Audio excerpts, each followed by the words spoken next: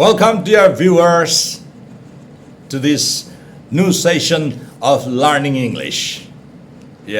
I'm back again with another video of nouns used as verbs. Yes, right. So there are quite a few nouns, very common nouns, which we use in our daily life, are used as verbs as well. But how many of us know that these words are used as verbs? Well, it is necessary for us to know. If we speak English and write English well, then of course it is quite expected that we will know that there are certain nouns used as verbs. So noun number one. Today the noun number one that we are going to learn is what you need immediately after your shower. After you have a shower, you need this thing. Yes, right. What you need? I think you understand. That's a comb, C-O-M-B, in order to brush your hair. Comb, C-O-M-B. The spelling is C-O-M-B, but the pronunciation is not comb, but comb. Okay? Remember that and pronounce the word correctly every time you use this word. Today we are going to learn the word comb not as a hairbrush, but as a verb. What does the word mean when it is used as a verb? It simply means to search a place thoroughly. To search a place thoroughly. That is comb, C-O-M-B. Let's frame a sentence as usual. Every time we learn a new word or the usage of a word, we generally construct a sentence with the new word. So this time also no exception. We have learned the word comb as a verb, which means to search a place thoroughly. So we have to frame a sentence now. If you can, please write down in the comment box so that I can check afterwards. If you ask me to make a sentence with the word comb as a verb, I shall say the police conducted a combing operation in the entire locality after the robbery in the bank. There is a robbery in the bank, following which the cops came and conducted a combing operation. They started searching the locality thoroughly in order to find the robber or robbers. Okay? Let's move on to the next word. And the next word we are going to learn today is what you think of after combing your hair after a shower. Yes, well, what to think of generally. Yes, that's right, stomach. S-T-O-M-A-C-H. Right, exactly. The wool is tearing at your entrails, isn't it? Very naturally, after a shower, we all feel very hungry. So it seems sometimes that, as I say, you have not had breakfast. So very naturally, the wolf will be tearing at your entrails. So there is stomach, S-T-O-M-A-C-H. Every day we use this word stomach as a noun. But now we have to learn the word as a verb. And when the word stomach is used as a verb, it simply means to tolerate or to endure, E-N-D-U-R-E, or to be unwilling to eat something unpleasant. Say you have to eat something very unpleasant, then you are not very willing. You're quite reluctant, aren't you? Yeah. So when you are eating something very reluctantly, very unwillingly, you're stomaching that. Or tolerate, betray. I'm sorry, very sorry. Or endure, E-N-D-U-R-E, endure. Let's make a sentence now. The sentence may be, he had to stomach the insult hurled at him by the audience for his poor performance. He performed not so well. As a result, the members of the audience started hurling insults at him. And he had to stomach their insults. Tolerate, endure. Or another sentence we may make with the word stomach as a verb is, I can't stomach raw onions. I can't stomach raw onions. Okay, let's move on to the next one, and the next one is worm. W-O-R-M, worm. Not stomach worm.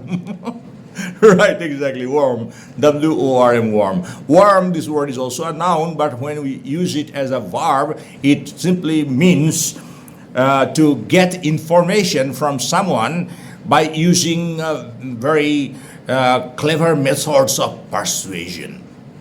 By using clever methods of persuasion to get some information from somebody is worm. W-O-R-M. Okay, or to move or proceed very tactfully, twisting and turning. When you move or proceed, twisting and turning, then you worm. W-O-R-M.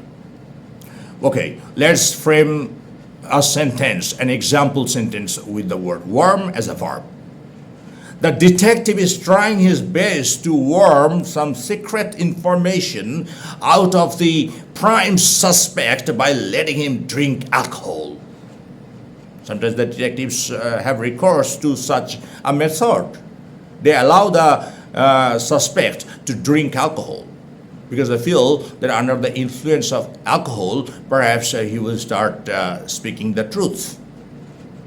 So this way they can worm some secret information out of the prime suspect. Okay? Sentence number 2 maybe, example sentence number 2 maybe, he wormed through the crowd. He wormed through the crowd very tactfully in order to have a better look at the celebrity. There's a huge gathering. A lot of people are standing there. He wants to have a look at the celebrity, maybe a film hero or a film heroine. So what he does, he worms his way through the crowd. By twisting and turning, somehow he manages his way to the front. So he worms his way, or he worms through the crowd to the front in order to have a better look at the celebrity. Okay? Let's move on to the next one. And the next word is thread. T-H-R-E-A-D. Thread. Thread, yes. Don't you need some thread when you stitch? Yes, right, that thread I'm talking about. It is also used as a verb. When it is used as a verb, it simply means to pass through the eye of a needle. To pass through the eye of a needle is thread. T-H-R-E-A-D. Thread. And also it means to make one's way through or between. To make one's way through or between. That is also thread when used as a verb. Let's make a sentence first, an example sentence with the word thread as a verb. A myopic person fails to thread the needle. A myopic person means a short-sighted person, a person whose vision is disturbed. So if you ask that person to thread a needle, he will positively fail, or it will be quite difficult for him to thread a needle. All right? Example sentence number 2, the convict threaded through the officers. Threaded very tactfully through the officers. This is called thread. This is the usage of thread as a verb. All right? Let's move on to the next one, and probably the last one for this video, and that word is bone. B-O-N-E. Bone. Yes, you have 206 bones. Right? Everybody has. All right. And dogs are very fond of chewing. B-O-N-E, bone, is also used as a verb. But let me tell you as a statutory warning that bone may be used as an English slang word as a verb. So do not use this word born as a verb everywhere. Okay? People may take exceptions. People may dislike that if you use this. What's the meaning then? Why it's called obscene? It simply means to have sexual intercourse with. To have sexual intercourse with. B-O-N-E. Bone. Let's frame a sentence now. The sentence may be, nobody would like to bone a dirty chick. Yeah, right. Just, I'm cautioning you once again, please do not use this kind of words anywhere and everywhere. Be very careful before using this. Some of these words are very dangerous, some of these English slang words. All right. So, no more for this video. See you again in the next session. And I think that you will be doing your part as I'm doing mine. Your part is to like and share this video and to pass one comment or two. And those of you who are new, please subscribe to this channel.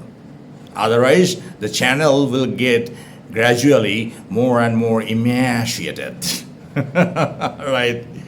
Save us. Thank you very much, my dear friends. See you again in the next session. Bye-bye.